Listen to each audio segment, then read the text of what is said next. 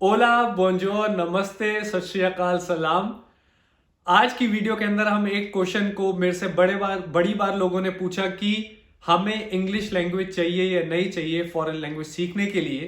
तो आज इस वीडियो के अंदर हम बात करेंगे। और अगर आपका डाउट है कि इंग्लिश लैंग्वेज क्या रोल है उसका जब भी आप कोई भी जॉब करने चाहते हो या फिर आप जब भी कोई फॉरेन लैंग्वेज सीखते हो, तो इसके अंदर मैं इसको दो पार्ट में बांटा है मैंने। कि पहला पार्ट है जिसके अंदर मैं बात करूंगा कि जब आप कोई भी फॉरेन लैंग्वेज सीख रहे हो तब क्या इंग्लिश लैंग्वेज का रूल है।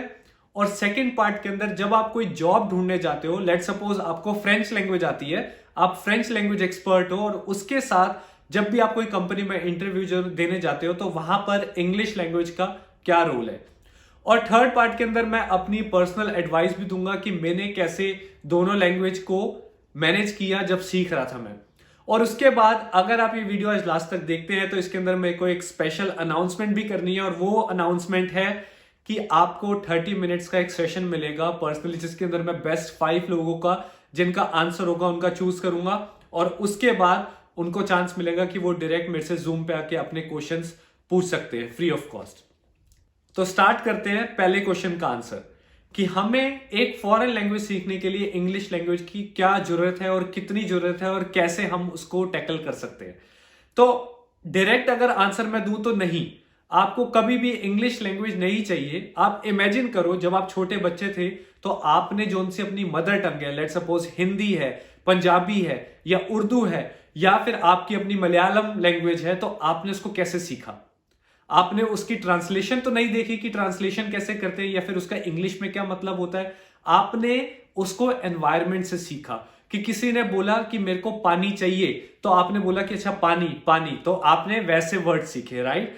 ऐसे यही रूल जो अप्लाई होता है हमारी फॉरेन लैंग्वेज जब भी हम कोई सीखने जाते हैं तो वहां पे भी यही रूल अप्लाई होता है। जैसे आप कोई भी प्रोफेशनल इंस्टीट्यूट में जाते हो तो वहां पे आपको फॉरेन लैंग्वेज जो है वो उसी लैंग्वेज में सिखाई जाती है। और उसका पर्पस भी ये होता है ताकि आप जितने ज्यादा से ज्यादा नॉलेज को ग्रैब कर सको, राइट। तो अब इसके अंदर क्या होता है, इसके अंदर लेट सपोज आपको कुछ वर्ड्स नहीं समझ आ रहे तो यस, आपको वहां पे इंग्लिश टू अपनी मदर टंग या फिर English to German, English to French, English to Arabic आपको ट्रांसलेट करना पड़ेगा। तो वहां पर आपको जरूरत है इंग्लिश लैंग्वेज की ताकि आप उस वोकेबलरी को समझ सको, उसका मतलब क्या है। कभी कभी हमें कुछ वर्ड्स नहीं समझ आते तो हम वहां से इंग्लिश लैंग्वेज की हेल्प ले सकते हैं। और उसके बाद अगर आप फॉरेन लैंग्वेज सीख रहे हैं तो आप फोकस करो कि आप फॉरेन लैंग्वेज सीखो, ना कि आप उसको इंग्लिश से ट्रांसलेट करो। क्योंकि अगर आपकी ये हैबिट बन गई कि आप उसको ट्रांसलेशन कर रहे हो हमेशा, जैसे आपने ग्रामेटिकल स्टफ को अगर ट्रांसलेट करा, तो ये पॉसिबिलिटी है कि आप ज्यादा से ज्यादा गलतियां करोगे बजाय कि आप नई लैंग्वेज को एक्सपीरियंस करने के। ठीक है, तो उसके बाद सेकंड क्वेश्चन पे आते हैं। सेकंड क्वेश्चन पे जो हमें आंसर देना है वो ये है कि जब मैं कोई भी कंपनी में इंटरव्यू देने जाता हूं, लेट सपोज मैंने फ्रेंच लैंग्वेज तो सीख ली, लेकिन वहां पर अगर मैं कोई भी मल्टीनेशनल कंपनी में जाता हूं काम करने के लिए, आपको इसके नाम से पता चलेगा कि मल्टीनेशनल कंपनी है वो। तो वहां पर जब भी आपका कोई इंटरव्यू होता है तो वहां पर आपको कोई सबसे पहले ये नहीं पूछता कि आपको फ्रेंच लैंग्वेज का लेवल क्या है। वहां पे आपसे लोग ये पूछते हैं कि आप पहले ये बताओ, अपने आप को इंट्रोड्यूस करो इंग्लिश के अंदर। तो इंटरव्यू कैसे नॉर्मली जब भी जो भी मेरा एक्सपीरियंस है उसके अंदर जितने भी मैंने लोगों से सुना है उसके अंदर क्या होता है कि आप सबसे पहले जब भी इंटरव्यू देने जाते हो तो वहां पे आपको कोई फ्रेंच लैंग्वेज नहीं पूछता, वहां पे आपको इंग्लिश में आंसर देना होता है। पहला और सेकेंड राउंड एप्टीट्यूड टेस्ट भी इंग्लिश में होता है और उसके बाद जो सेकेंड राउंड है वो भी इंग्लिश में होता है। वो आपसे पूछते हैं कि आप इंग्लिश आपको आती है या नहीं आती। क्योंकि आप ये इमेजिन करो, आप मल्टीनेशनल कंपनी में जा रहे हो काम करने और वहां पर जो सारे लोग हैं वो इंग्लिश कॉमन लैंग्वेज है। तो आपको इंग्लिश लैंग्वेज आपको खुद आंसर मिल गया होगा यस, कि आपको जब भी कोई जॉब करनी है तो वहां पे आपको इंग्लिश लैंग्वेज चाहिए, राइट। और उसके बाद इसके बड़े सारे बेनिफिट्स भी हैं। फिर थर्ड राउंड में आता है कि जहां पे आप अपनी कोई भी जो आपकी जो सी आपने लैंग्वेज सीखी है उसका राउंड होता है। फिर फोर्थ राउंड के अंदर आपका स्पीकिंग राउंड होता है। ऐसे नॉर्मली 4-5 राउंड होते हैं जिसके अंदर आपका इंग्लिश लैंग्वेज का टेस्ट होता है, फिर जो आपकी जोन सी आपने फॉरेन लैंग्वेज सीखी है उसका टेस्ट होता है, और उसके बाद आपका जो नेक्स्ट लेवल होता है उसके अंदर आपका ऑपरेशन राउंड होता है जहां पे आपकी सैलरी नेगोशिएशन होती है, राइट। तो अब हम बात करते हैं कि आपको बेनिफिट्स क्या होते हैं जब आपको इंग्लिश लैंग्वेज भी अच्छे से फ्लुएंट आती है और साथ में आपकी अपनी फॉरेन लैंग्वेज भी आती है। तो उसमें क्या होता है, आप नेक्स्ट लेवल पे जाने के लिए रेडी हो। जैसे आपने लेट सपोज एसोसिएट लेवल पे जॉब स्टार्ट करी, आपने अपनी फॉरेन लैंग्वेज के बेसिस पे जॉब स्टार्ट करी, लेकिन जब आपकी इंग्लिश अच्छी होती है तो वहां पर आपको बड़े ज्यादा चांसेस मिलते हैं अपने आप को इंट्रोड्यूस करने के। आप क्लाइंट्स के साथ जाके बात कर सकते हो, क्योंकि जो क्लाइंट्स होते हैं वो सिर्फ इंडिया में या फिर दूसरी कंट्रीज में नहीं बैठे। आज के टाइम पे जो ग्लोबल वर्ल्ड है, आपका क्लाइंट हो सकता है आयरलैंड में बैठा हो सकता है आपका क्लाइंट लंदन में बैठा हो सकता है आपका क्लाइंट यूएसए में बैठा हो।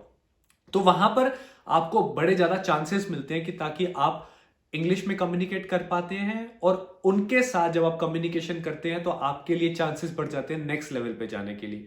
क्योंकि मैनेजरियल लेवल पे अगर आप जॉब करना चाहते हैं तो वहां पर यह होता है कि यहां पर सिर्फ आपकी लैंग्वेज डेडिकेशन नहीं होती, आपका देखा जाता है कि आप बायलिंगुअल हैं, दो लैंग्वेज में बोल पाते हैं। और उसके बाद सेकंड बेनिफिट यह होता है कि आपके कॉन्टेक्ट्स जो है ना वो बढ़ते हैं, क्योंकि आप उसके अंदर ये नहीं बोल सकते कि अच्छा मेरे को सिर्फ एक फॉरेन लैंग्वेज आती है तो उससे मेरे कॉन्टेक्ट पड़ते हैं। नहीं, आप इस पॉइंट को ध्यान में रखो कि जो इंग्लिश लैंग्वेज है वो वर्ल्ड वाइड है, इंग्लिश हर जगह बोली जाती है।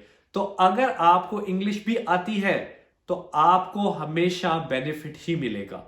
और उसके बाद अगर मैं बात करूं कि जैसे अब मेरी एडवाइस पे आगे बात करते हैं कि जब मैंने फॉरेन लैंग्वेज सीख रहा था तो वहां पे मैंने इंग्लिश और जर्मन के साथ कैसे कोप अप किया।